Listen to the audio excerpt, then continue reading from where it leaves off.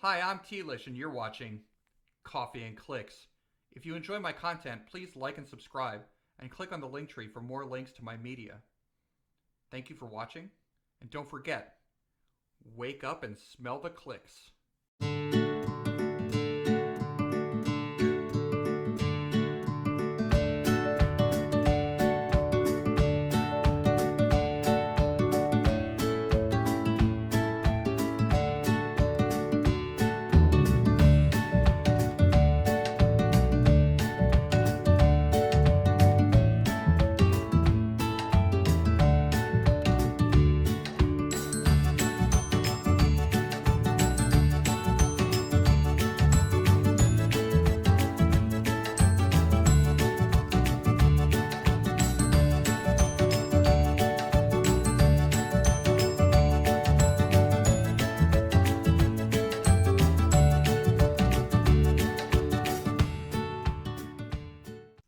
Hi, I'm Tlish, and you're watching Coffee and Clicks. Today we're going to be doing a Fantastic Four Future Foundation set review, and we're going to be joined by PJ Bolin from Phoenix Nest and from Critical Clicks. How you doing, PJ? I am fantastic. Happy to be here. Thank you. Thank you for joining us. We're going to be doing a grading scale for today's set review.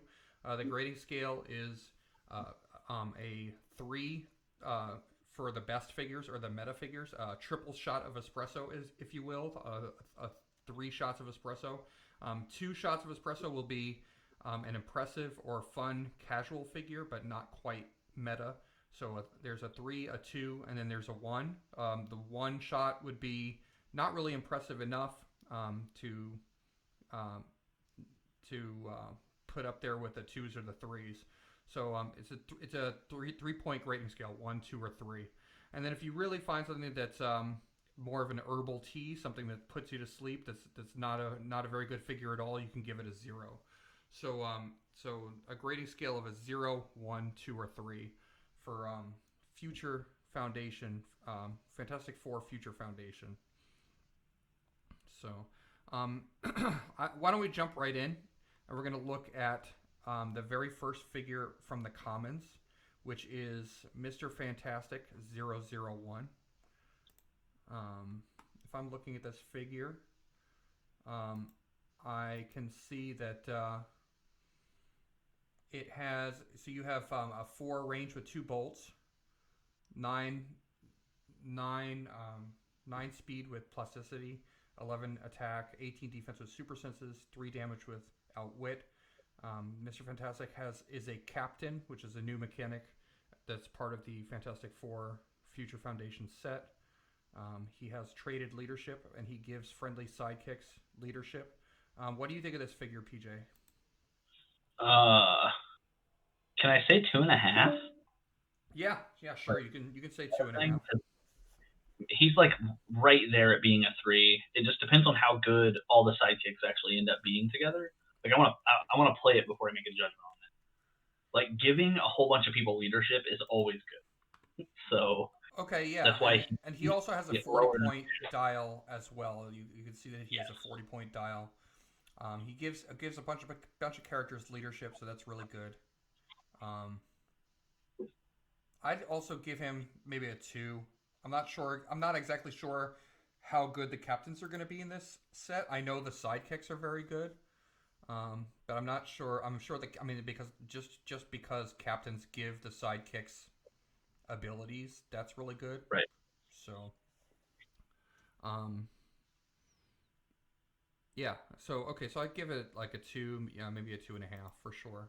I'm just gonna preface this by saying that a lot of the figures as I was going through the set on my own, I would give a lot of them 2s and 3s because this is looking like a really good set, and also the point costs are so low, so Yep. almost everything has utility. Yep. So let's look at the next character in the set, which is 002. the Invisible Woman. This is the Skrull version of the Invisible Woman, Delilah. She's got stealth, incap. She's got willpower. I thought that was barrier for a second. That's willpower. She's got shape change. It doesn't look like she has the Skrull's team ability. I'm not sure if that's a mistake.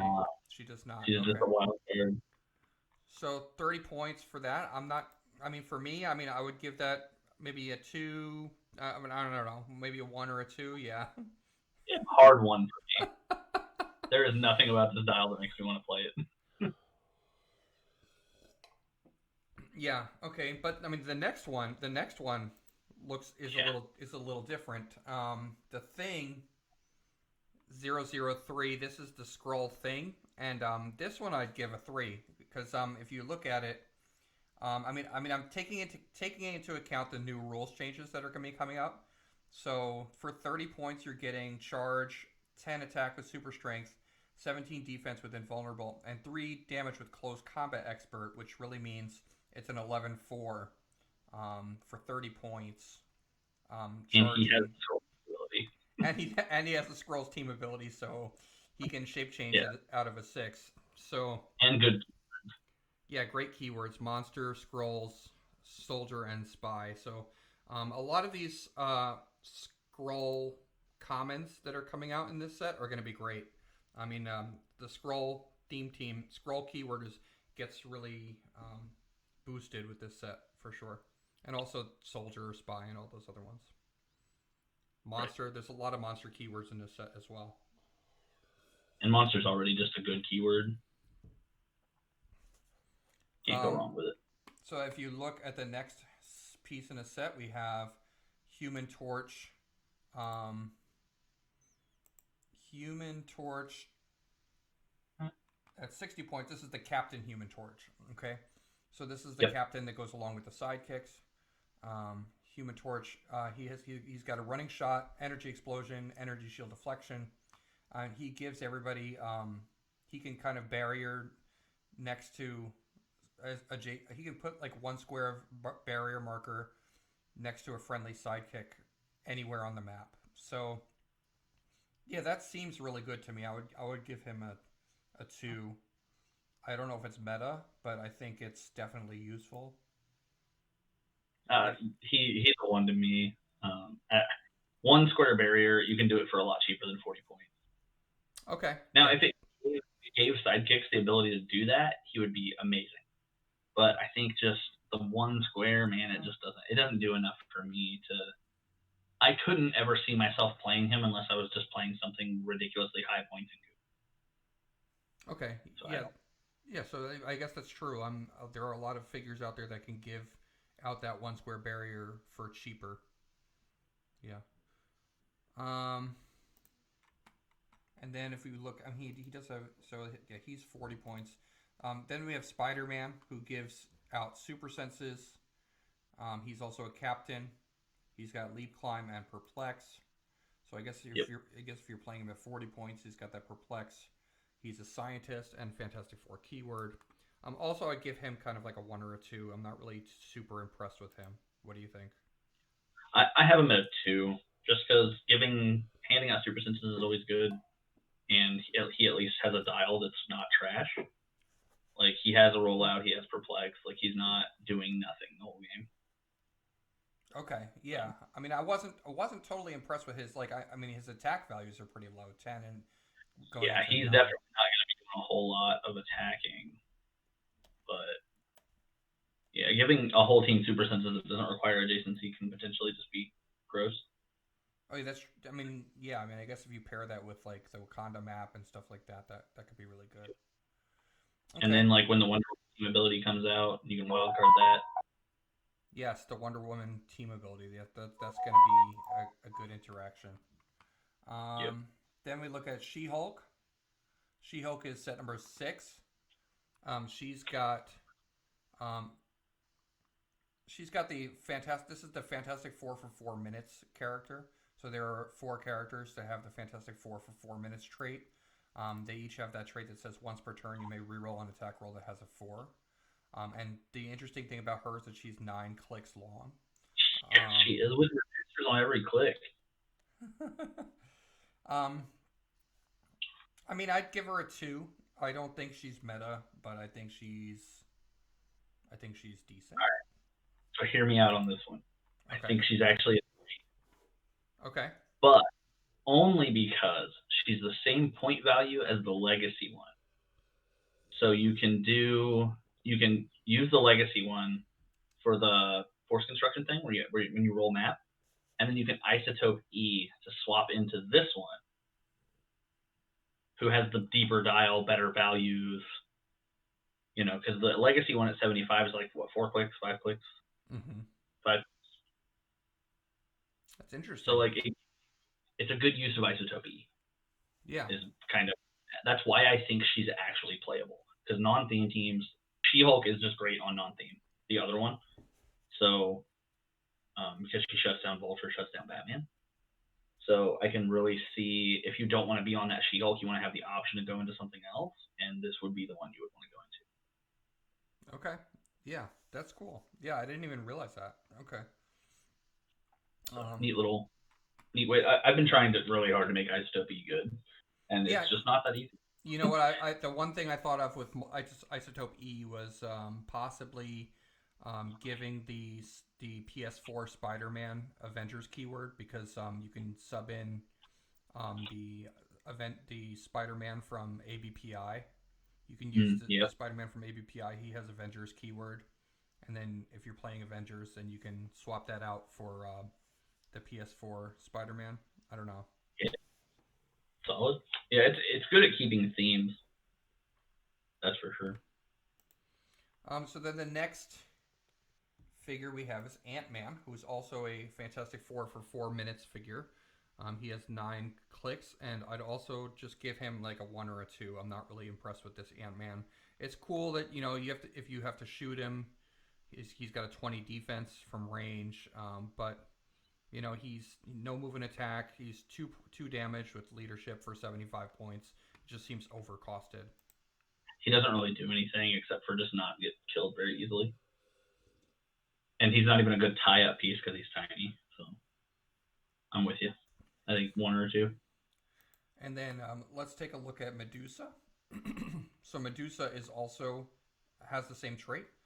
She moves through elevated. She's got TK, which is something, but she's only got sidestep, and she's 75 points with ESD, 9 clicks long. Also a 1 or 2 for me. I'm not really a big fan of this Medusa. She's just okay. Agreed. And then if we take a look at Thing Robot.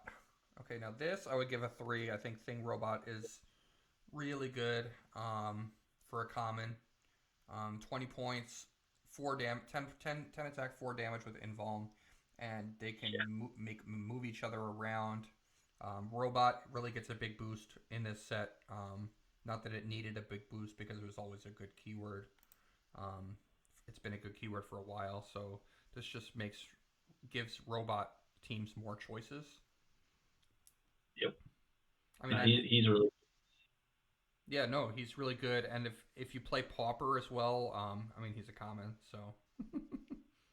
Yeah, I really think he's a good addition for sidekick squads. Like it lets you keep your sidekicks back who are inherently fragile, and this guy is sure not. Obviously, a 4 damage pin side kills him, but man, it's 20 points, and if that's what they're shooting, I think you just feel fine with that. Yeah. But he's got big reach. I mean, you can just move him up his speed value. Like, not only that, he can be carried and then power action from somebody back home to make an attack. Like, you know, like this guy can really put some hurt in. Krakoa, do they have to have the X-Men keyword and be adjacent, or is it one or the other? Trying to think. You know what? I'm not sure, but they have to have the keyword, so never mind. It doesn't work with Krakoa, but some type of long distance delivery method. So like just a big carry is plenty good enough. And then you're just like with a non-theme team with like Duke Thomas, a couple random sidekicks. This guy's a 13 for like 6 easily. So seems fine for 20 points. Yeah, I think for 20 points it's a steal for sure. Yeah, he's really good. And then we look at Leech. Leech is 10 points. No, sorry, 20 points. He's set number 10. Leech set number 10. He's a common. He has stealth and outwit, and that's pretty much it. And he's got the keywords Fantastic Four, Morlocks, X Factor, and X Men. I mean, 20 points with stealth outwit. Stealth outwit has always been like a really good combo in the game. And he's a sidekick, which makes him really good. And he also synergizes with Artie, yes. which we can get to later. Yeah, so once we see Artie, we'll see that he does synergize with Artie. So I'd give him a 2 or a 3 for sure, I think. Yeah, I think I want him to be a 3. I don't know if he's like, I want all of the sidekicks to be 3s because I want Herbie and I want all that stuff to be meta. But I don't know if it is.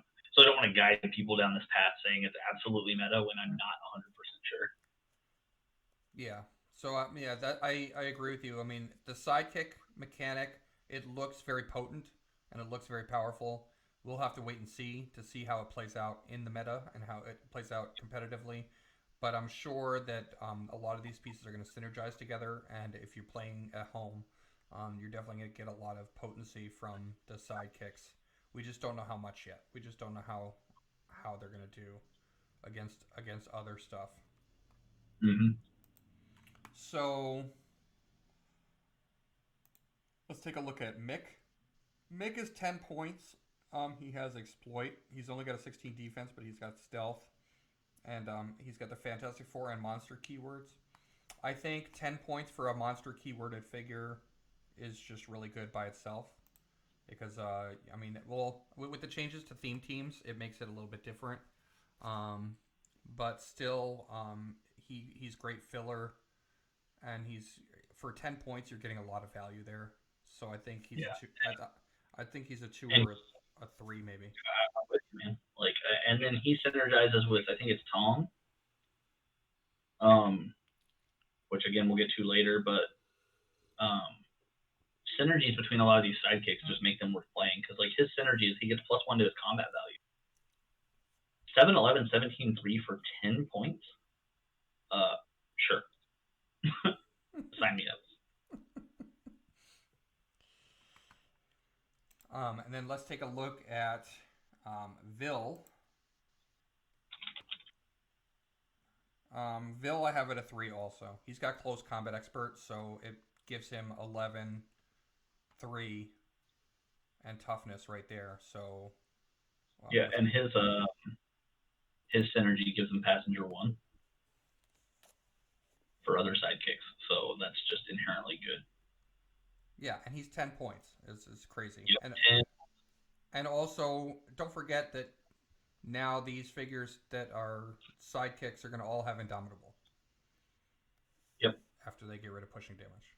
So, I mean, these are going to be really, really good figures too. And possibly all have leadership and super senses and all this other stuff just given to them. You know, when you add all that to this 10-point piece, all of a sudden, he gets real gross.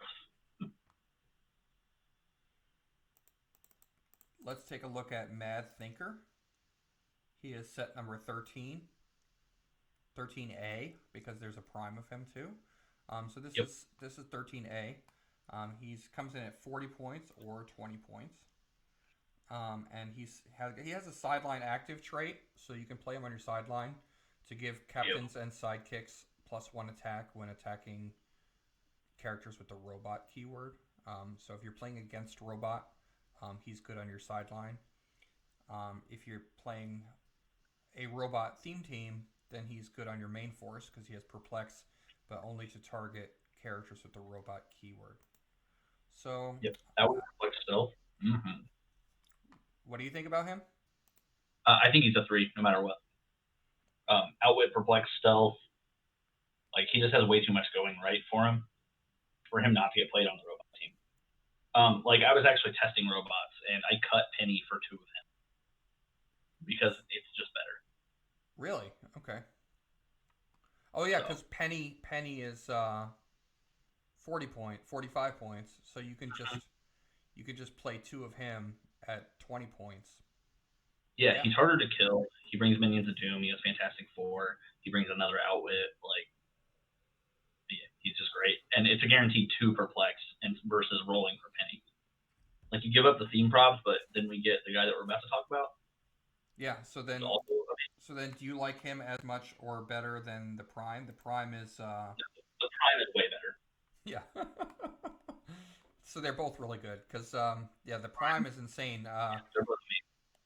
The Prime gets killed, it comes back as the Mad Thinker non-Prime. Yep. And then he has probability control anywhere on the board for robot teams, for anybody with a robot keyword. So you don't even have to be playing a theme team as long as you have another robot on your team. Yeah, or playing against robot. And also, like, he has sidestep perplex, and he, like, for having that trait where he doesn't die, you'd think he'd have shorter than 6 quick die. But, like, they already have to really put in effort to get through him. And then he turns into Mad Thinker, who has stealth and gets placed 6 squares away. So, like, that is not easy to kill. That is a hard 40 to score. Yeah. So I feel like a lot of people in most games won't find it worth it. No, yeah, it's not going to be worth it even attacking this guy because it's a lot of energy to expend just to get 40 right. points, and he does so much. So yeah, and you don't want to hit him onto his last 2 clicks. And there are not that many Prime slots that you're really taking up in a robot on a robot team. I can't think of any other robot. Yeah. If there is one, it's not one that's considered to be playable. So that piece I really like. I think we both really like that piece. Yep. And then let's look at Valeria. Okay, so she's a sidekick. She's 20 points. She's got perplex. I mean, all the sidekicks are going to be good. I would give her a 2. Same. And with Franklin, also a sidekick. He's got TK. I'd also give him a 2. He's got sidestep TK. He is one of the cheaper TK pieces. Maybe 3. Cause I think he might be the cheapest TK piece. Short of playing like Spin Ring or something, but he's really good at throwing Thing Robot out there. Get that pain train started.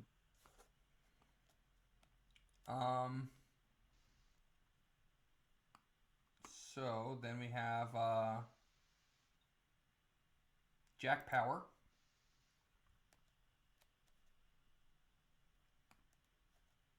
That guy has a lot of movement for a 25-point piece, but that's about all he's got going for him.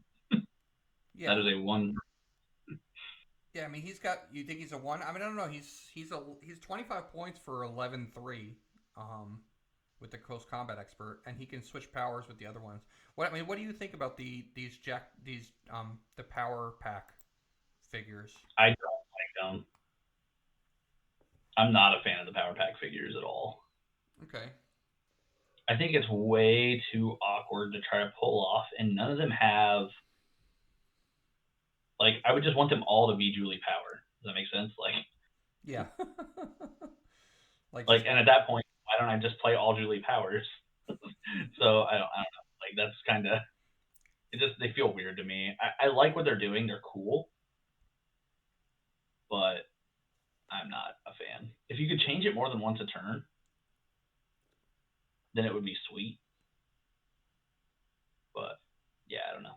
Yeah, it would be really cool if you could, like, if they give them powers that you can, like, let's say after resolutions you could give them the powers. Like if they were able to charge and then you were able to give them close combat expert like afterwards, or like I don't know, but it wouldn't work like that. You'd have to free give them the power, and then it wouldn't really combo with any of the other powers. So like the best thing you can do with it would be like Julie power hypersonics in, then switches powers with whichever one that has like the prop dial.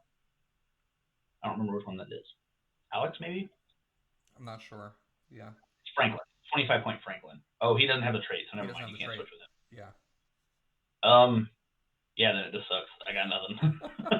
that was the only like upside I was seeing. It's like you can trade the hypersonic through to each of them one at a time, but like there's no good powers to give the other one. No perplex, no prob, no outwit, no any of that stuff to switch back on to Julie. Yeah, and like I don't know if they're unique. They're not. So like you mentioned, they're not unique. So you would just play instead of playing one of each of them, you just play 4 Julie powers and have them all Yep. with hypersonic. That's funny. Yep. Okay, so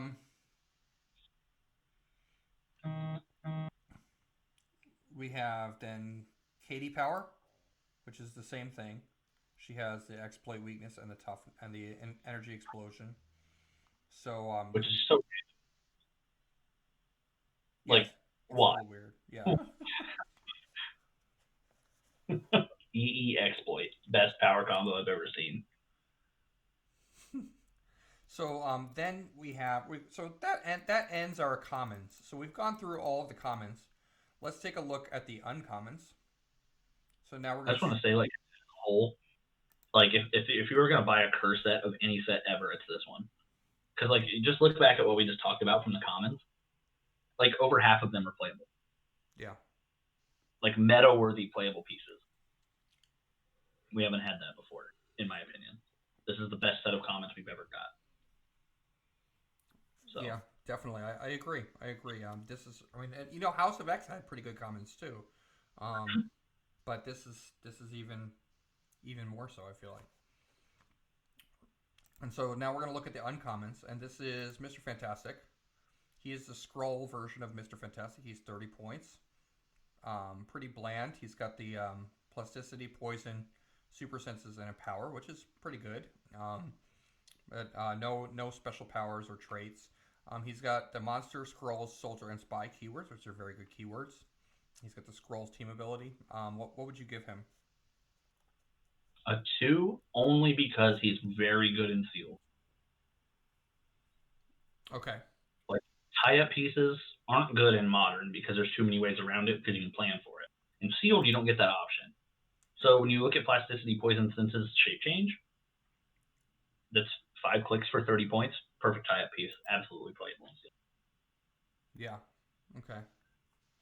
Makes sense. That definitely makes sense. I agree with you. I think I would give him a 2. Yeah, I'm never playing in modern now. Just make that quick. And then we have the Invisible Woman. This is the captain version of Invisible Woman at 60 and 40. So she kind of lends the defend power. She can defend anybody that's a sidekick on the map. Let them replace her defense value.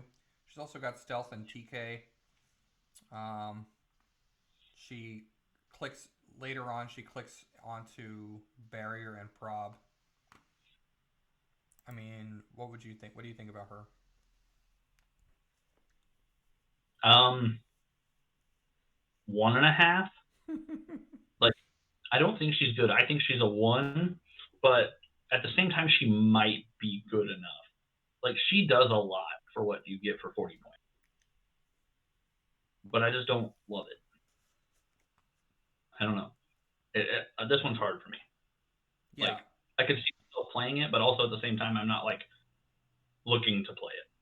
Yeah, I mean, I think it pretty much boils down to what abilities you want to give your sidekicks and which ones are more valuable. So I think giving your sidekicks 18 defense. I mean, it's well, like, here's the thing you look at. The reason I think it might be okay, right? Like, look at, like, we just looked at Mick, right? Who will end up with +1 combat. So he'll be a 19, just chilling. That's not easy to hit. And then we get some of them are tiny, so they'll be a 19 from range. So, and if for whatever reason you end up on Clix 6, like if you play an influence ring, and before the rule change, and put her on her Clix 6, where she's defending a 19 to everyone, I don't know. Like, it might be hard enough for them to hit. I think this piece would probably do it for me because I do think that's a good ability to give everybody the boost on the defense. But I think if she had leadership, then I would definitely go for her because Fair. you know if you're playing a sidekick team like that kind of a team, you're gonna need somebody with leadership anyway. So if she did have leadership, I would stick her on there at this point with the way she's actually worded. I don't know if I would use her. Yeah, I'm with you. That's kind of the thing. I feel like Like if somebody were to show up and play her, I wouldn't be surprised, and I wouldn't say it was a bad idea. But at the same time, I just don't find myself trying to force her on a team. All right, so let's take a look at the next figure, which is the Thing. This is the Captain Thing. He moves through blocking and destroys blocking. He gives everybody toughness. All the sidekicks toughness. He's got 4 damage with 60 points, and he's has 40 point dial. He's got three damage with a 10 attack and quake, charge, quake, invulnerability. I don't know. I mean, the captains are a little hard to decide. Yeah. Giving out toughness is very good because none of the sidekicks, I don't even think they have a defense. So giving them toughness is good, but I don't know if it's good enough. Because I think realistically they're all getting one shot anyway, even through the toughness. Because most of them are like 3 and 4 clicks. So getting hit for 5 isn't uncommon. I mean, I guess it makes them do it, but I just don't see myself paying the 40 for Thing. So no. He's a 1. Yeah, I would say a 1 or a 2. I think that captains are going to be good for fun, but I don't think they're necessarily... Yeah, if we're playing like 500-point Highlander, I'm absolutely playing him. You know, like, if I want to play all the sidekicks and all the captains, sure, he'd be on there. But beyond that, I'm hard-pressed to want to play. Okay, let's take a look at Human Torch for 30 points. So this is the Skrull version of Human Torch. And also I think he is a 3, this one. I mean, this is just like the Skrull Thing. I mean, this guy's got the range combat expert with the running shot, and with the new rules changes to range combat expert, he's an 11-4 at range with 6 range with 5 clicks long, and he's got barrier, and he's got the Skrull's team ability. I mean, he's a little squishy because you got to be careful. He's only got barrier for his defense, but I think if you use him right, he's only 30 points, so right. I think he's really good. Yeah, I think he's a 3 in a couple months when the rule change happens. Yeah. Right now, I probably wouldn't play him. He's just not quite there. But when the rule changes with RCE, then yeah, he'll be playable. Yeah, I mean, when the rule changes, and we don't exactly know what other rules are going to change yet, or I mean, all the rules changes have not been put into effect yet, so we're not exactly sure what else is going to come out to balance what. But I mean, as far as we know so far, we know that he's not going to have pushing damage, so he's going to be indom, and he's going to have that blanketed RCE, so it'll give him +1 attack and +1 damage, and that will combo with running shot. So, yeah, so that's pretty cool. And I think it combos with energy explosion too. Well, no, energy explosion is, as far as I know, is still 2 damage. It'll give him the +1 attack while he's making the attack. I mean, yeah. Okay, so let's take a look at the next one, which is Ms. Thing. Ms. Thing. One, yeah. Easy one. No debate. Yeah. Pretty much all of the characters with this trait, except for the She-Hulk that you pointed out, are gonna be 1s, I think. I mean, they're 9 clicks long. It's kind of reminiscent of the old days with the long dials. But I mean, she has no move and attack. She just has flurry. So you're going to just want to run her up against somebody in order to get an attack off, and then she's going to die. So, because you can't, unless you TK her. So, I mean, that just requires a lot of work. So, yes, she's hard to kill, but she's not that hard to kill. She's not justifiably hard to kill. You know what I mean? Like, I'm never playing these. That is a fact. I will open it and I will never take it out of the plastic.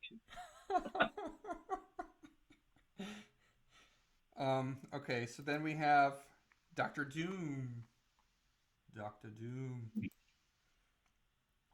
So he has he's an ally and captain. He has a running shot, pen psi. He's 75 points. He's also got outwit, and he's got a defense ability that says defend, energy shield deflection, and invulnerable. he has a 30-point line, which is the only point line that I would use him at,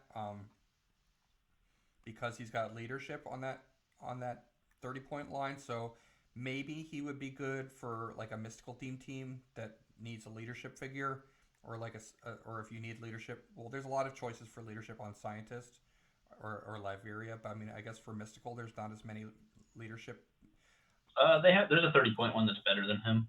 Yeah, so I don't love this Doctor Doom. I think there's a lot of other versions of Doctor Doom that are better. I think at the 75-point line, he's another one that's playable with Isotope E. Okay. Because it adds keywords for the chase dooms to switch into. Okay. So that's about all he's got going for him personally. Like Fantastic Four keyword lets you play him on Fantastic Four theme and still get the use out of the chase doom. Cool. So. And then let's take a look at Bentley 23. Oh, so what would you give to Doctor Doom? 1, 2, or 3? 2. Yeah, okay. I would give him a 2. I don't think it's good enough to justify playing, but at the same time, like it's cool, and you might have a random mystical team that wants the Doctor Dooms, or a Fantastic Four team that wants them. I don't know. It's cool, but I don't think it's great. Yeah, I agree. And so then if we look at Bentley 23, Bentley 23 is he gives he can remove action tokens from sidekicks. He's got leadership. He's 20-point leadership. Yeah, so for all adjacent sidekicks, yes. Yeah. This guy's sick, and he has Mastermind for 4 clicks. Deal. Must play on sidekick teams. Yeah, like, so if you are playing sidekick, then you need him. So I would give him a 2, just because you might not necessarily be playing a sidekick team. It's very keyword specific. So, but here's the thing. This is also the cheapest leadership in Modern, and he has Mastermind for 4 clicks. So if you really need the 4th action, you play this guy anyway, even without the special part of the leadership. If you just want the 4th action and you don't want your leadership to die, this is the best and cheapest way. Oh, okay. Yeah, interesting. Yeah, because he's cheaper than both Magnetos that give out leadership. Yeah, there's another 20-point one, but she's not as good as him. Like, she just dies just as easy. It's like Alia Gregor or whatever. Right. Okay. Yeah, she's only 3 clicks and she just has willpower. I mean, granted, she makes your bystanders bigger, but like that's specific. But yeah, I think this guy is absolutely meta Beta 3 easily for me. Okay. Yeah. All right. And then let's look at Artie. So he pairs with Leech. So he is a sidekick. He's got Mind Control and Incapacitate. He's got 5 range with 3 targets. But and he's got great keywords. He's got Fantastic Four, Morlocks, X Factor, and X-Men. He's only 20 points. And if you have Leech on your team, who's also, I think, only I forget how many. Are they both 20? So if they're both on your team, then they both have a range of 8 when using their powers. So then you have an 8 range Mind Control with 3 targets for 20 points. or Incap. I mean, either one is great. Yeah. Mm-hmm. Yeah, with 11 attack. Wait, he has 11 attack? And it gives Leech an 8 range out with. That's crazy. Really good. Yeah, so I would give that a 3 for sure. Yeah. And then you have Tong. 3, easy. Yeah. So Tong, if you're gonna play him, was it he or her? I have no idea. Actually, don't know who the character Tong is. They're all the Moloid kids. Yeah, they're Moloids. I don't know the names. I don't know who is who. I think there's 1 girl and 3 boys, but I could be wrong. But you know what? We are literally on the internet. So hold that thought. But yeah, I think that all of them are very playable. Yeah, Tong is they look like they're genderless actually, so say whatever you want. Yeah, so Tong he moves through hindering, and he gives he or she I'll just say Tong. Tong gives the listed characters on your force +1 combat values. So if you're playing Mick, Tor, or Turg, you're giving +1 combat values to all of those characters, which is awesome. It's really good. Yeah. But ironically, he doesn't give them to himself. No, it does. Yeah, he does. Never mind. I'm done. It says Tong and the listed character. I'm done. Ignore that. Right. But yeah, like this guy, an 11-18-3, 8-11-18-3 for 15 points. Yeah. It essentially hits out like a ton of perplex. I mean, not really perplex, but he ups, 12 points in combat values outside of his own. Yeah, and Mick is only 10 points, and then Core is 25 points, I believe, which makes I think that's rare. That makes for 50 points. Yeah, I'm fine with that, and that even gives the Pog +1 combat values. Yes, it does. Because that's the only turd, I'm pretty sure, right? Yeah, we'll have to get to once we get to we'll get Core and Turg. That's the Core produces the Pog Turg, and once we get to that character, we're gonna see how potent that is because they're all really good. So I'd give them 3s for sure. Then we have Wu, who's got the Atlantis keyword and Fantastic Four keyword, and Wu is 15 points and has Flurry and Toughness, and gives out the ability to do Passenger 1, but only to carry sidekicks. He's not an impressive piece, but that trait is really good. Yeah. No, that's why I would give Wu like maybe a 2. But he pairs very well with You're only playing on sidekick teams, so he's very niche. He's definitely a 2. If you're playing sidekicks, you're playing him, but otherwise he has no home anywhere. Then we have Franklin. Franklin, this is the uncommon Franklin, who has phasing teleport and probability control, and perplex only to target characters with the power pack keyword, which is also very niche. 25-point prob though is really good, so I'd give it a 2. Yeah, I mean, that's 2 for me just because of how good he'll be in Seal. Oh yeah, he'll be really good in Seal. Is just great. Like, gotta play that guy if you're in Seal. Okay, so then we have Alex Power. And Alex Power, yeah, so we talked about the power pack. This is the one with TK and Force Blast. So, no. Yeah, I would give it a 1. Not really feeling Alex Power. Yeah. Fun, if you just, like, if they didn't switch powers, like, if you could just, like, feed them to somebody, then cool. Awesome.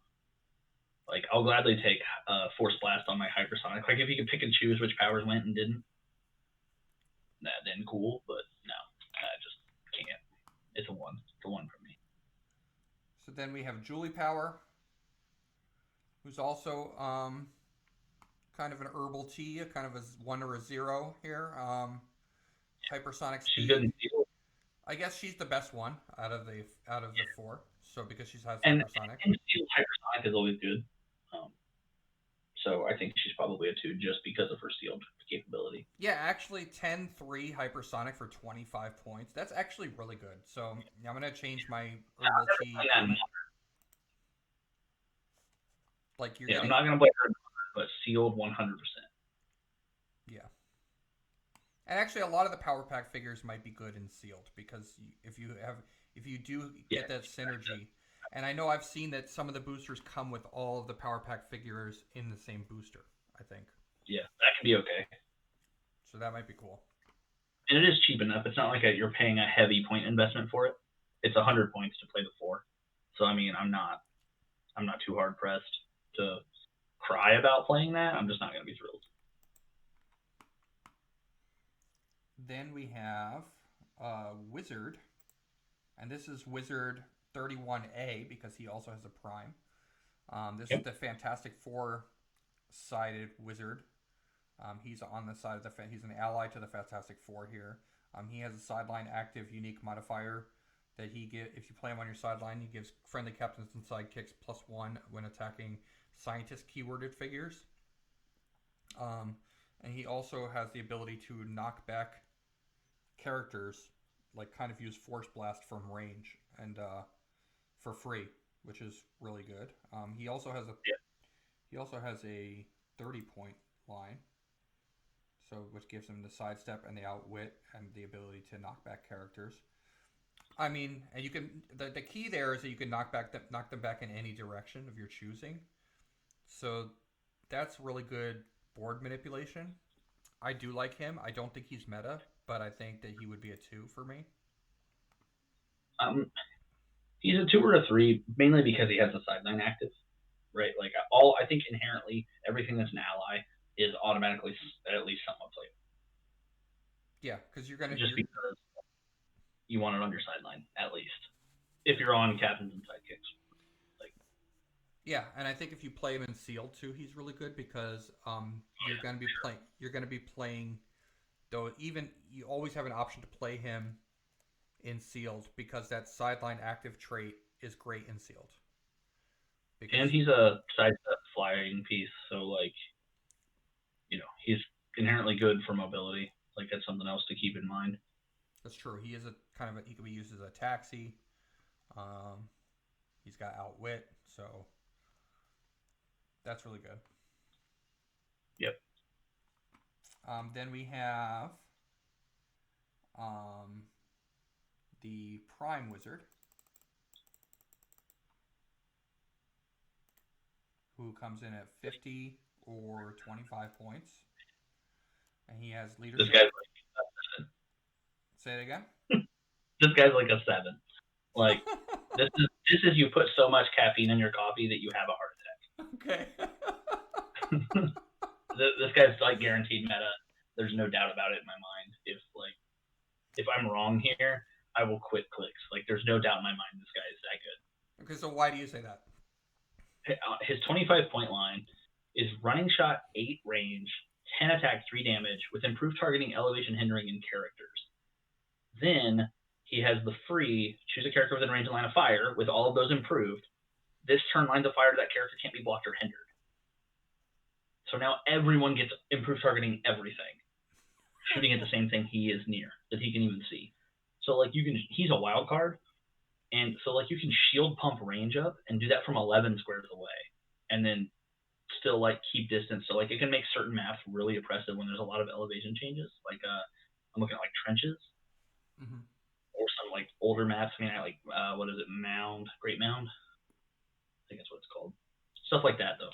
Like this guy can make for some really gross stuff, and he has scientist keyword, which is just good. Yeah, he's got the scientist keyword. And then I know there was another figure that does something weird with aim, right? I think they can make aim into Avengers. I think that was Sunspot from the last set, from Oh yeah, that's right.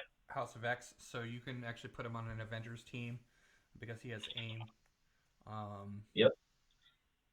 and I mean, if you're playing casual, Frightful Four is a fun keyword for casual play. Um, so yeah, he's a three or a seven. Yep. He's 7. Yeah. No doubt in my mind that this guy is meta. Um, and I mean, you would play him at 25 points, correct? Or Yeah, I don't see myself ever wanting to play him at 50. Not that his 50 point dial is bad, um, because you do get 3 more clicks, and all 3 of those clicks are actually good. Because outwit at with all those improved targeting is obviously it's great, and his values are good with precision strike top. mm-hmm. So I'm not saying that he's wrong. I like to play things at low dial as much as I can. Yeah, to fit as So many different elements on your team. right. So then we have Jim Hammond. So he is an uncommon. We're still in the uncommons. We have about four uncommons left. And then just so you know, so PJ, stay on the call with us because after we're done with the uncommons, we're going to do the next episode, which will be, and this is for everybody who is watching. After this episode, we're almost done with the uncommons. We're going to be doing rares, super rares, and chases. So we're almost finished with the commons and uncommons.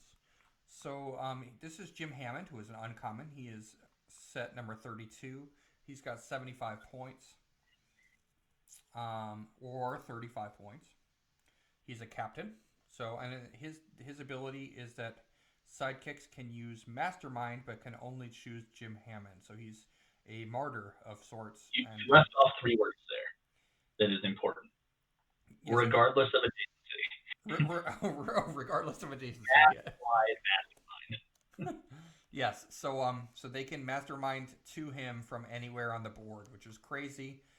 He also I don't has. know why that was a good idea. And It's not a good idea. It's bad. bad idea to print that, or Yes. Map wide mastermind is just inherently a bad thing to play. I think this guy's a 3. If you're on sidekicks, he's a 3. And like this guy has a billion keywords and he has leadership. So like he's gonna fit places that oh yeah, he's got robot, he's got shield, which are two of my favorite keywords. Soldier, spy. I think people are gonna love this figure. He also has the shield team ability, so he can shield up somebody, um, which is really cool. yeah, he's like he's still running shot 6 range, 2 targets EE. Like he's certainly not bad. I would be playing him at 35 only 35. Yeah. That 75 point dial is not. And yeah, the 75 point dial is not that great, but the 35 point dial, I would give him a 2 or maybe a 3. It depends on whether you're playing sidekicks, but yeah, I definitely give him. And then here's Piebach. This is the last uncommon of today. He is set number 33. He's the Power Scroll, I think is his name in the comics. Piebach the Power Scroll. I never heard of him. I don't know, but he's supposed to be like a big beefy scroll. And he's 11 attack with 11 speed with running shot, 11 attack with a special where he can pick powers, 18 defense with invincible, 3 damage with leadership at 75 points. He gets +1 attack, and so do all the other scrolls on your team when attacking Fantastic Four keyworded figures. And that's pretty much it. He can choose between energy shield, energy explosion, incapacitate, quake, or super strength. So he's just kind of like a brick type figure, beefy, casual, fun figure. I think I would give him a 2, but I don't think he's anywhere near meta or anything like that. He's just like a fun figure. If you like scrolls. Yeah, that's kind of, I'm with you on that one, man. 100%. Like he's cool. He's neat. He's good at what he does, but he's not good enough to be meta. Yeah, but he's fine. He also has a 50 point dial, but that's basically it. If I'm playing him at home, I'm playing him at 75, just because it's more fun. And we're gonna start by looking at Alex Power, set number 34. He has 8. He's a captain and sidekick. He's 50 points. He's got 8 movement with a special, 11 attack with incapacitate, 17 defense with a special. He's got 4 range and 3 targets. His special movement power is sidestep. When Alex Power uses it after resolutions, you may move a friendly sidekick up to 2 squares, which includes himself, so he can move up to 4 if he wants to. And then for his defense power, he has barrier, and also barrier as free, but only to generate 2 markers that can't be diagonally adjacent to each other. So he can possibly barrier 6 squares. He can sidestep 4 and then barrier 6 squares, which is kind of cool. I mean, I don't know if at 50 points, I don't know if a barrier figure is doing it for me at 50 points. I'd put him at maybe a 2 out of 3. What do you think? I'm with you on that. I think the big thing he has going for him is that he's a sidekick, right? Like, so he gets all the buffs and he's worth playing. Like his dial is good. 4 square sidestep or a 2 square sidestep that lets somebody else sidestep that wouldn't normally be able to. And then free barrier is always at least playable, and he has 2 squares, so that's great. Yeah. So yeah, I think he's definitely playable for sure. And then if we look at Julie Power is set number 35. She's a rare. She has super senses and leadership. She's 50 points as well. She's also a captain slash sidekick. And we were talking about in the last episode how all the sidekicks are super good. We're not sure about the captains themselves, but the sidekicks are really good. Being a sidekick is very good, as makes your character even better. Her special power is hypersonic speed. When she uses it, you may choose a friendly sidekick that she moved adjacent to during the action, and after resolutions, place that sidekick adjacent to her. So, what are your thoughts on this, PJ? On this figure? It's not even close. Like, it's not even a debate. Like, that power is way too good. And tell us why. Like, they can act after you do it. So you can snatch up a sidekick, and they can do anything you want after they get put down, because it's not a carry. It's a place adjacent effect.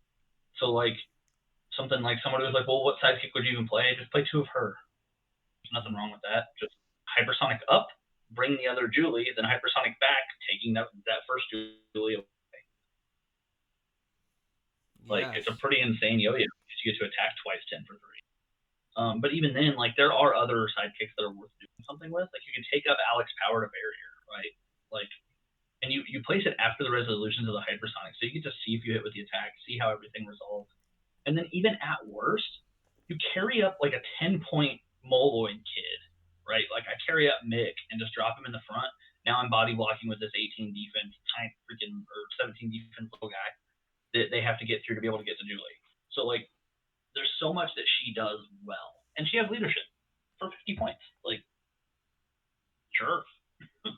Absolutely, and we still don't know what other sidekicks they're going to print in the future, because they have the same captain sidekick game mechanic, I believe, in the Wonder Woman set. So yep, we don't know what other sidekicks are going to come out, and she can place those and scoop them up as she's doing her hypersonic, and then they can do actions afterwards. So seems pretty cool. Yeah, she's meta for sure. Like, even if you don't play a dedicated sidekick team, like, you could play her and one other sidekick, and it's fine. Yeah, so I think she's definitely a 3 for sure.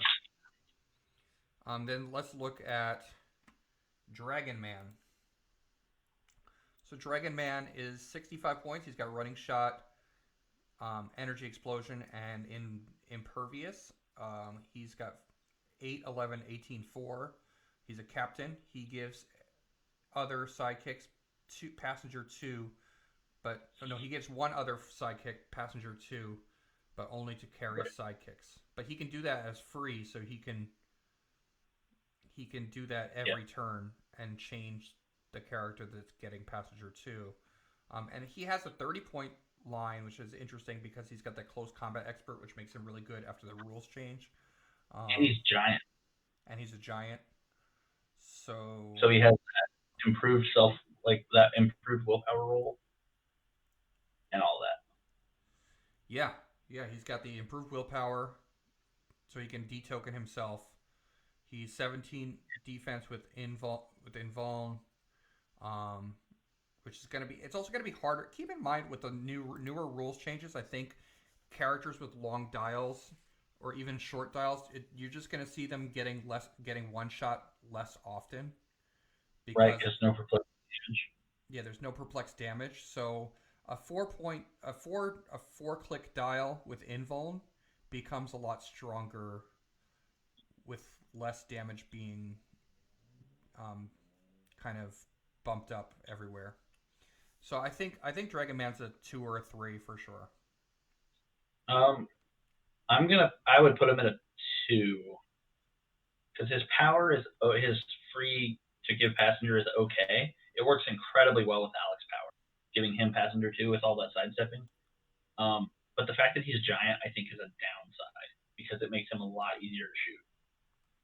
Because, like, the upside of playing all these sidekicks is they're in the way, they're body blocking, and they're worth 10 points. So, like, how much are you committing to score 10 or 0 with something that we're going to talk about later? Like, is it really worth attacking into the sidekicks? But this guy, well, I can shoot that guy because he's big. So that's why I think that'll keep him at a 2. I think if he was standard size, I would have him as a 3.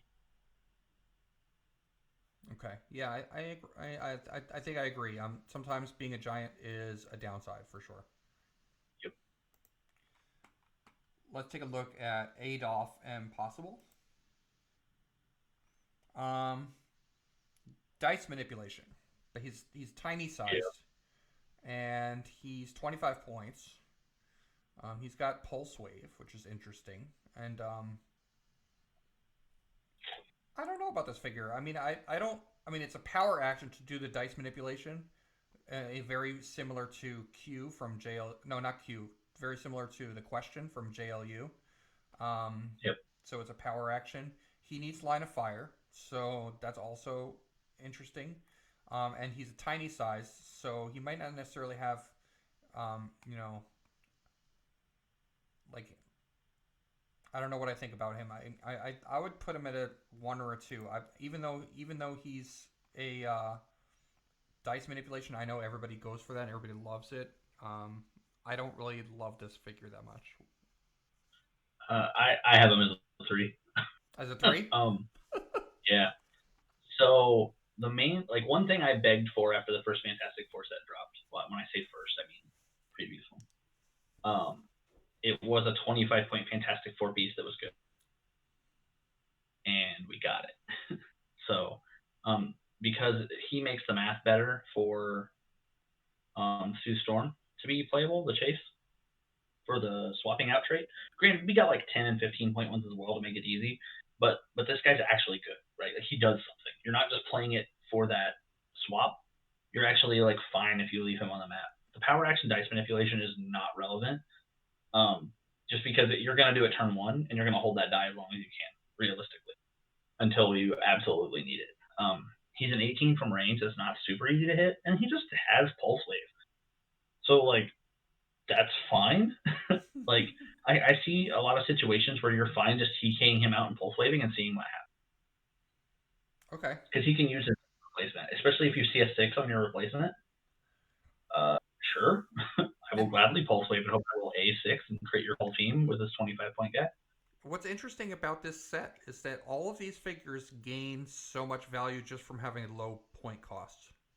Yeah, exactly. If this guy was more points than 25, he's bad. But he's right where he needs to be. Okay. And he's 4 clicks for 25 points. That's not like, that's good.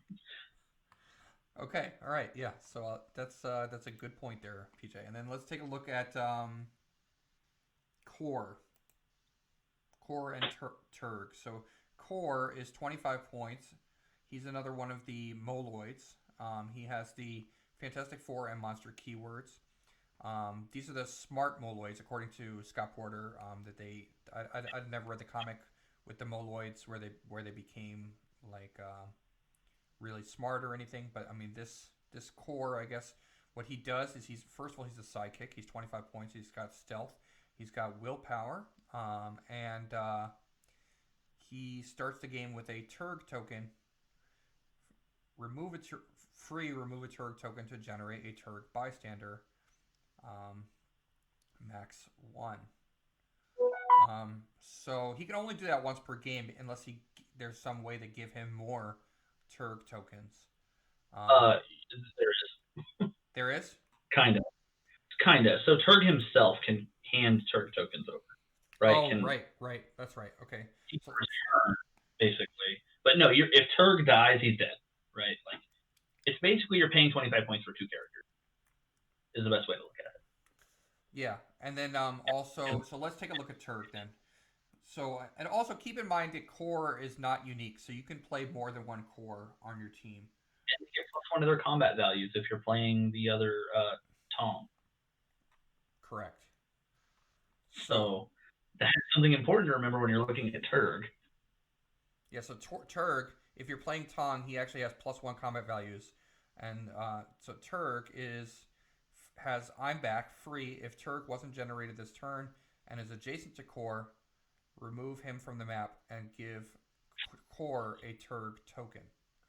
Okay, so so yeah, so you can kind of blip him off the map and then give the token back to Core so he can remove it later.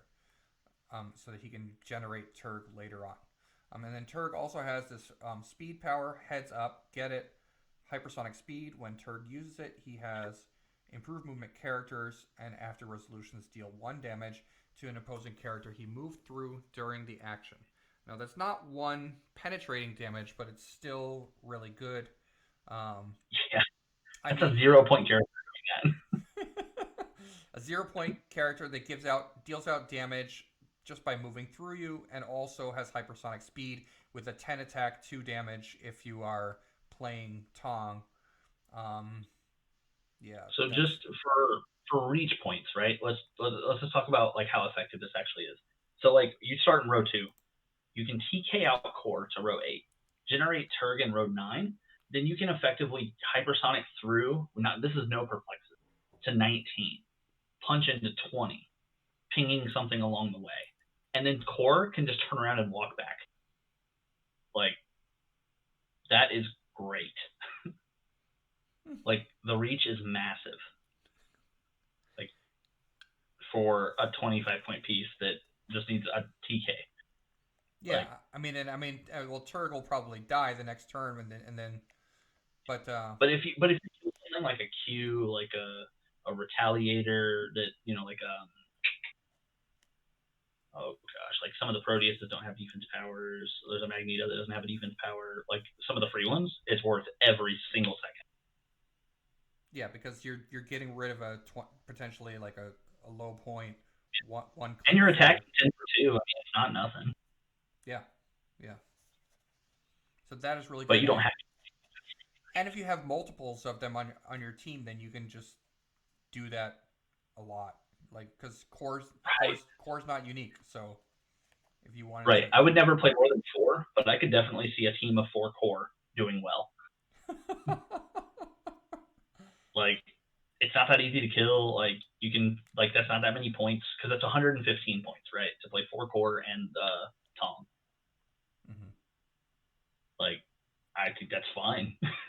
Do whatever you want with the other 185, but I don't know, man. I think it's really good. So yeah, I love this piece. It's really cool. Let's take a look at Awesome Andy. So Awesome Andy, it comes in at 70 points or 35 points. He gives friendly sidekicks shape change. He's a captain. He is invulnerable, and when him or an adjacent character succeeds using shape change or is missed by an attack, after resolutions, remove an action token from that character. PJ, do you think Awesome Andy is awesome?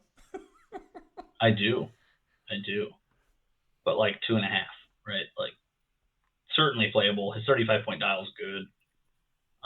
Again, I just don't know. He's giant, right? That's, I think, the downside. Okay. Like, it's cool that he hands out shape change to all these people, but if he misses shape change, he's dead. Yeah. So he'd be a 3 to me if he wasn't giant. Okay. Yeah. He's a cheap captain too, so you can include him on a sidekick team very easily, and give all your sidekicks shape change, which is just a really good ability to have. Human Torch. This is the one with the sculpt with the actual flame on it, I think. Or he's like half in flames. Yeah. So this figure is he's got running shot. He's got 11 attack with a special. His special is knockback and pulse wave. When Human Torch uses pulse wave, friendly characters have protected pulse wave. Capital P protected. And then he also has leadership and mastermind, and he can use a leadership from anywhere on the map if they share a keyword with him. Which he has great keywords. So this Human Torch is great. I love this Human Torch. I put him at a 3. He can carry somebody up with his so that he can mastermind to them, and then he can pulse wave. And since they have protected pulse wave, yeah, this guy's sweet. Yeah, he's really fun. I'm definitely looking to get him as a rare. Yeah, for sure. And he's a herald, so he would be really fun as a Galactus herald, I think. Yeah, agreed. I actually think I feel like you want to play Galactus on him anyway, because you don't want his mastermind to get outwitted or he is just dead. So I think realistically you want him to be like literally a herald, even if he didn't have the keyword. Mm-hmm. True. Then we have Kristoff. So Kristoff is set number 41. He has a 75 and a 40-point dial. His 40-point dial has no special powers. His 75-point dial has mind control, sidestep, and stealth. He also has a stop click, stop impervious. When this click is first revealed, knock back all adjacent opposing characters 2 squares. He's got a little bit of leadership. He's got invulnerable. He's got precision strike.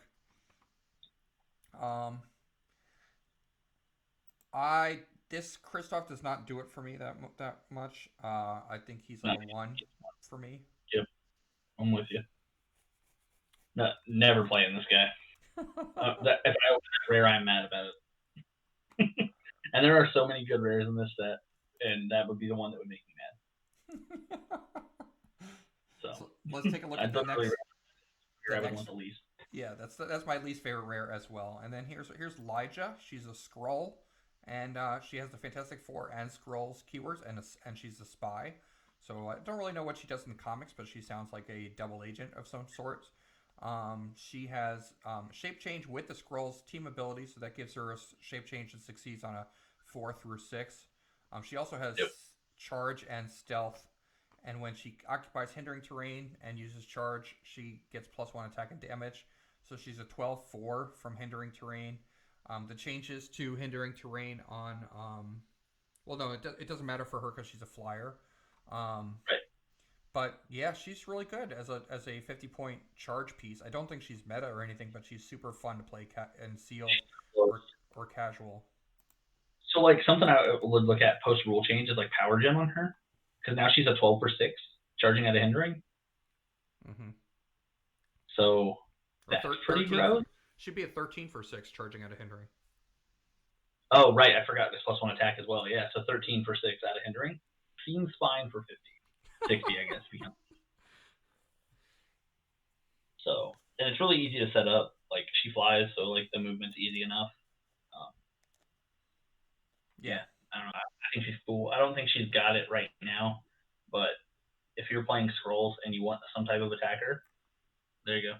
Yeah, I do see with the rules changes, Skrulls, just in general, a lot of Skrulls getting a lot better.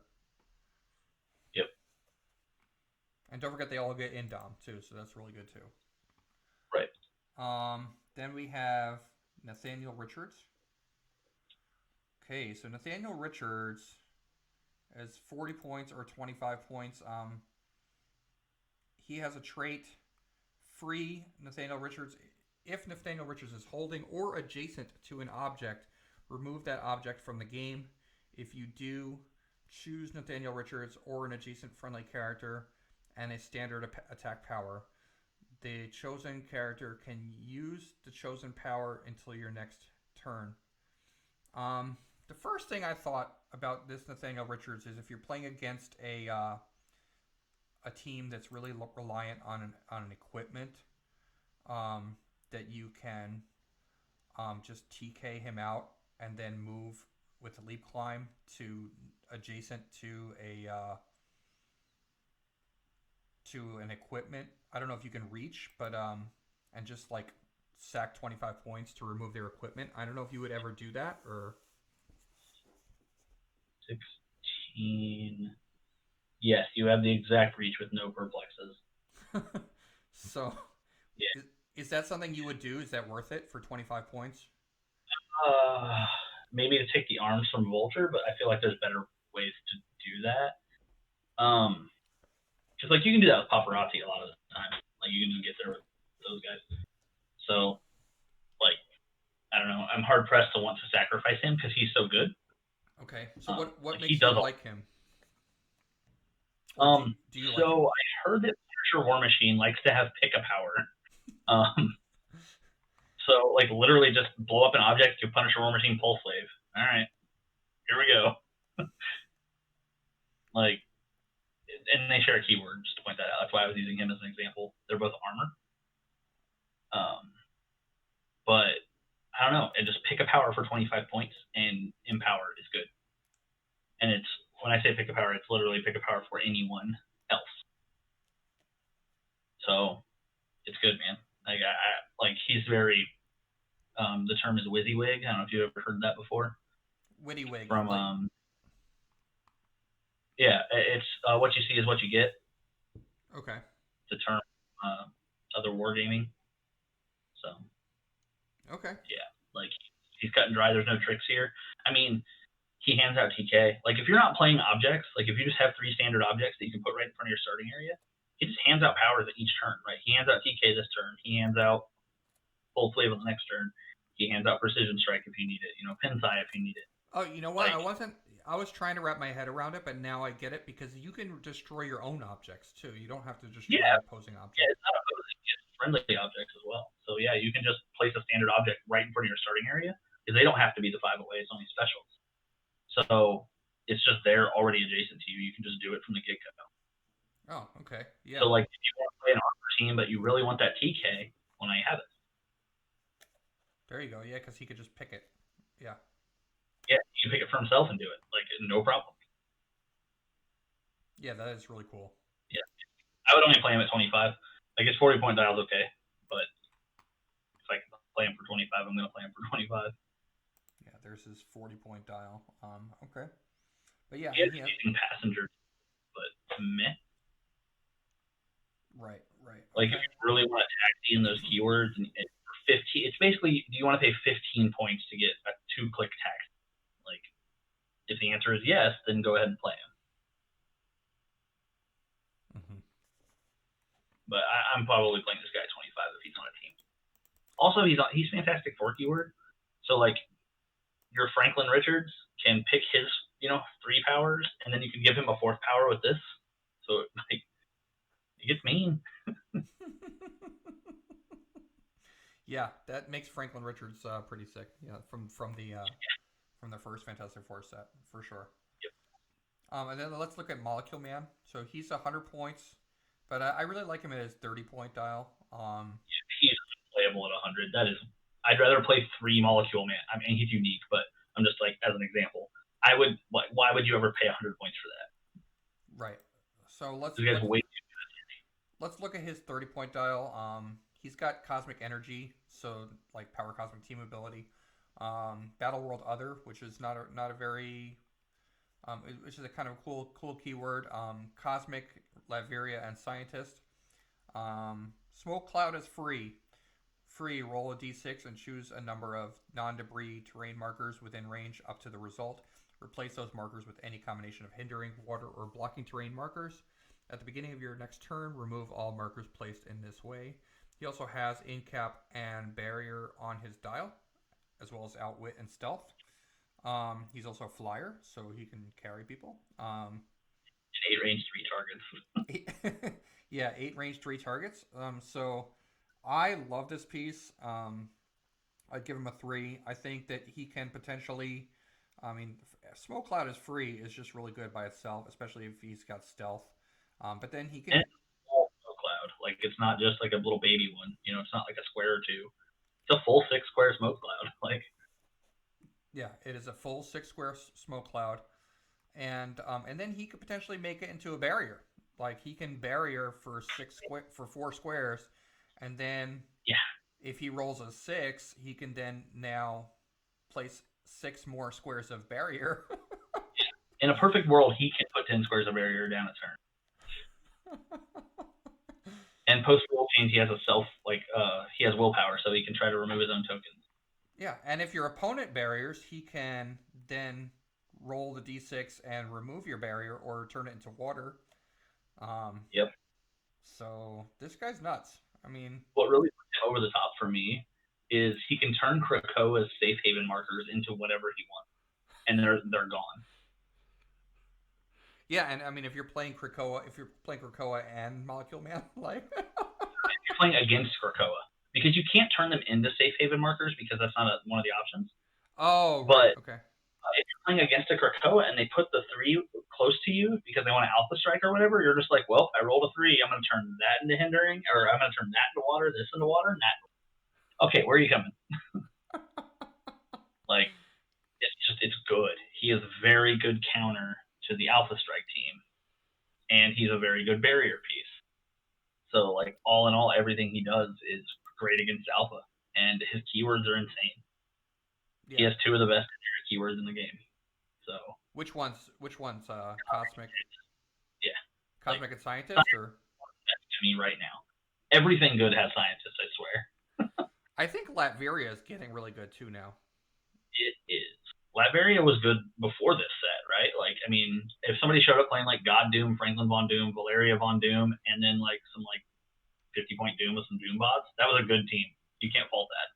And now it's just better. Like, this guy's nuts. Now let's look at Ramatut. Ramatut, set number 45. He's got 12 speed with phasing teleport, 10 attack with Pensai, 17 defense with toughness, 3 damage with a special. His special is leadership and probability control. When Ramatut uses probability control on an attack roll after the reroll, the result is immediately finalized. I don't like this piece that much. This is probably the other dud, I think, for the rares. It's cool that it finalizes a probability control, especially against like mission points and stuff like that. I mean, when we look at Uatu later, this will be a good counter to that. But I don't think that he's that great. What do you think? I think he's probably a 2 or a 1. It's a 2 strictly because in sealed, it's another must play. Shutting off opponent's probs is just way too good. Like, because there's a very realistic chance this is the only prob you pull, and man, this is a good one. There's like a few things I wish he had that he doesn't. Like, if he was a flyer that could carry the 12 squares, awesome. But leadership prob with good keywords, it's worth playing in sealed. Like autoplay. Like, there's no doubt in my mind if I open my pack and this is the rare, that's the first piece I pull out and set on the table to be played. Yeah. So okay. In modern, he'll never get played at all. All right, and he is also Ramatut is Nathaniel Richards. That is Reed Richards' dad, I believe, in the comics. I have no idea. I'm gonna Google it. Reed Richards' dad, I think. Or is it the same as Kane? You're right. Yeah. It's Reed's daddy. Yeah, it's Reed's daddy, Nathaniel Richards. Yep. So let's take a look at Red Ghost. Because the Red Ghost is 8 speed with a special. His speed power is phasing, teleport, and stealth. He's got 17 defense with super senses, 10 attack, and 2 damage with perplex. And once per game, he can generate all the super ape bystanders. And there are. As a free. Say it again. And it's free. Yeah, and it's free once. That's important to note. It's free once per game. So he's got Igor. Igor has 9 movement with leap climb, and he's kind of a tie up with super senses and shape change. But he's tiny, which is weird. So he's not a very good tie up. Then we have Miklo, who has Force Blast and TK and Toughness. Mm-hmm. Okay, so there's your TK. And then Piotr, who is kind of your attacker with charge and super strength and 3 damage and impervious. Yep. I guess if you like Pogs, Red Ghost is cool. I would give him like a 1 or a 2. I don't really love him that much. I think he's probably a 3. Alpha Strike is already a heavily favored style of play, and this guy's one of the best ones at it. Like, with Duke Thomas, he guarantees that everything's getting a +3 as a free action.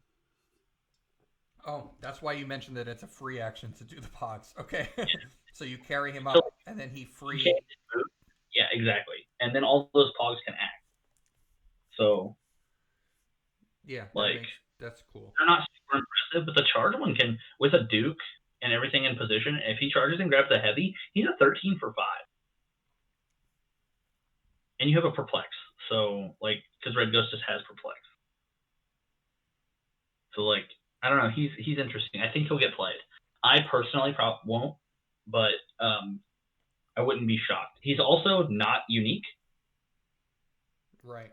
So granted, the apes aren't autonomous, so it's not like you can go too crazy with it. But man, you can make a lot of pogs. Do you think he's a better choice than like Maggot or something like that? Or Heads up, no, but in the correct build, yes. okay. Um, like if you're just straight comparing them 1-to-1, no, Maggot's way better. But like outside of the vacuum, I think there are builds that will see Ghost being the better play What I because you found get more bodies. what I found interesting, and I was looking at this because Red Ghost has the animal keyword, Yep. and High Evolutionary Prime, which we'll look at later, also boosts the animal keyword. Yep. But I don't think any of the Pogs that are generated, even though they're Super Ape bystanders, I don't think they have the animal keyword. They do Um, not. It was specifically stated. so that kind of stinks because because Yeah. yeah, like you could have used like High Evolutionary to like perplex up the animals on the team, so that would have been cool. But Yep. all right, so let's take a look at. So there's Red Ghost. Let's take a look at Diablo. And this is set number 47A. He also has a prime version of himself. Um, Diablo is 60 points. He comes with the alchemical potion equipped. Mm-hmm. Um, he also has that sideline active trait as an ally. This for him, it's +1 attack plus to characters with the mystical keyword. He has the Mystic's team ability and Fantastic Four team ability. He's got stealth, willpower, outwit. His special power is Incap and Smoke Cloud. Smoke Cloud as free, but only to generate up to 3 markers in adjacent squares. The alchemical fire that he starts with. Oh, potion. Potion, not fire. Oh, not the fire, the potion. Alchemical potion is. Potion's fun, but not good. Yeah, so the potion, when equipped, place. So I'm seeing it doesn't have the picture there. But when equipped, place the alchemical potion in a circle on the back of this card with the arrow pointing to the color of your choice. Free, roll a d6. Turn the alchemical potion clockwise a number of colors equal to the result. The character can use that power until your next turn. And then just so you know the powers, just so we say it, it's poison. There's 12 in a clock, basically, right? Like picture a clock. Each hour is a different power. It's poison, empower, close combat expert, plasticity, incap, enhancement, exploit weakness, pulse wave, energy explosion, flurry, TK, regen. Okay. Ugh. Well, that's really good. No, It's like a pick power. but it's random. That's the problem. But You have to roll a die to get the power. But don't you start with one of your No. choice in the beginning? So you start on a click, right? But that doesn't say that you can use the power that you're on. What actually gives you text of how to use the power is free roll a d6. That character can use that power this turn or until your next turn. So yes, you start with it on a click, but that doesn't tell you that you can use that power. It's just where you start. Okay. So it's not great. Math says if you want pulse wave off of it, you start on the 2 because you have the highest, or the 1 because you have the highest likelihood of rolling the pulse wave. But like, I don't think the potion itself is good. If you could just pick one and stay on it, oh yeah, that's amazing. It's the most busted 10 points that we have. But unfortunately, you can't use the power until you make the roll once. So okay. Now Diablo is better at it, like because he gets to pick up to your result, so he can have a little higher control on his roll. But yeah, I don't think I'm. I don't think I would like. I don't really love this Diablo figure.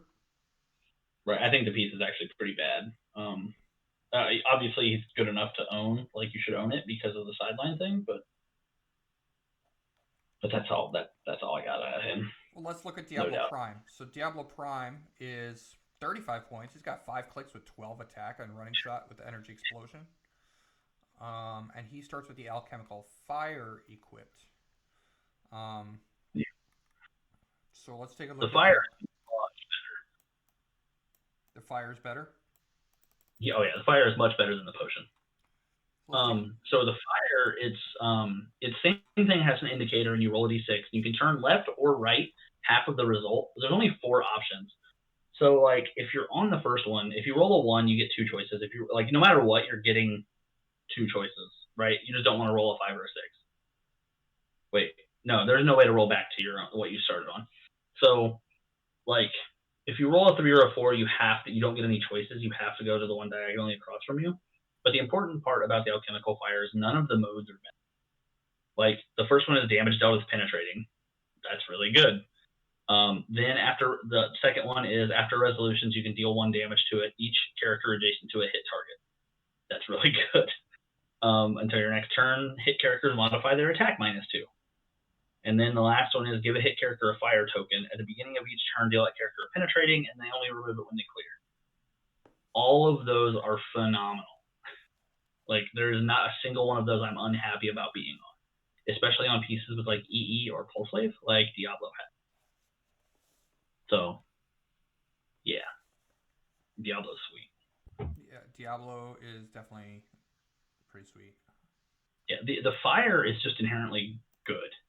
Like, I don't know that I'm ever playing this Diablo just because he's a prime. That's kind of, I'm hard pressed to give up my prime slot for him.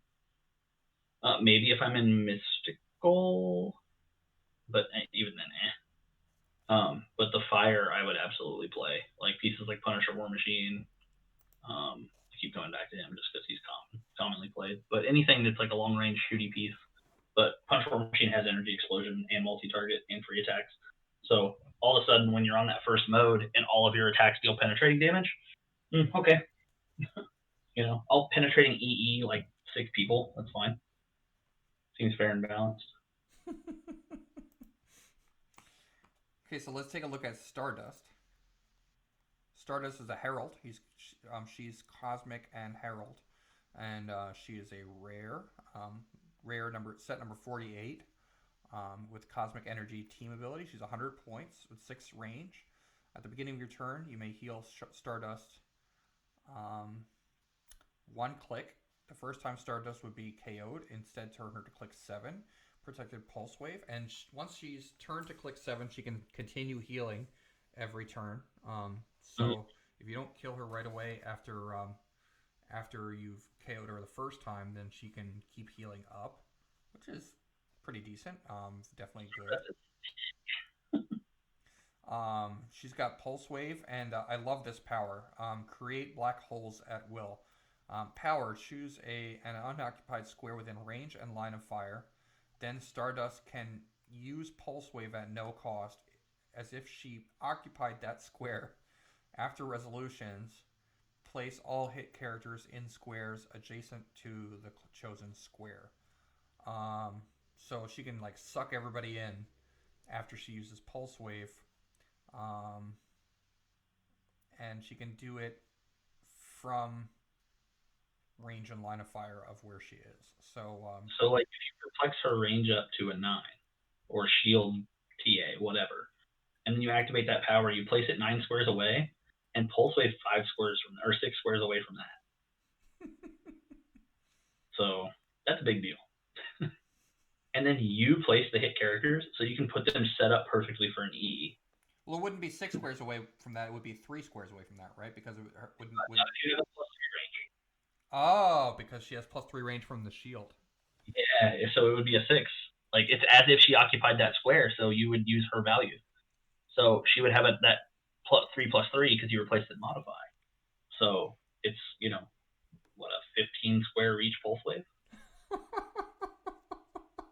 That's nice. I mean, would you put it as a 2 or a 3? I think I'd still give it a 2 because she's so many points. She's a 3. She's a I 3? think she's a 3. She's probably one of the best 100-point pieces we've had since Coriander.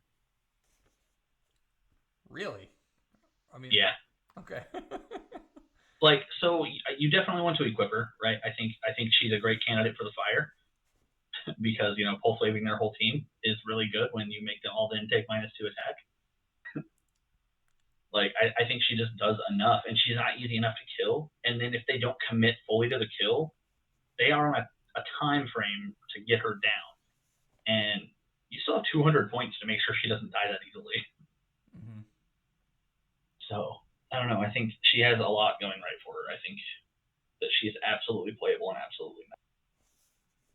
Okay. All right. So yeah, definitely. So Stardust at a 3, and she is she's got that really cool black hole at will trait, which is just so flavorful as well. Yeah. Oh yeah, it's sweet. And then we have Terrax, and she's a herald, and we love heralds. So Yep. and Terrax is another herald. Cosmic energy, brute, cabal, cosmic herald, offenders, and ruler keyword. 100 points. Moves through blocking. Quake and giant reach 3. When Terrax uses Quake after resolutions, generate a blocking terrain marker adjacent to each hit character.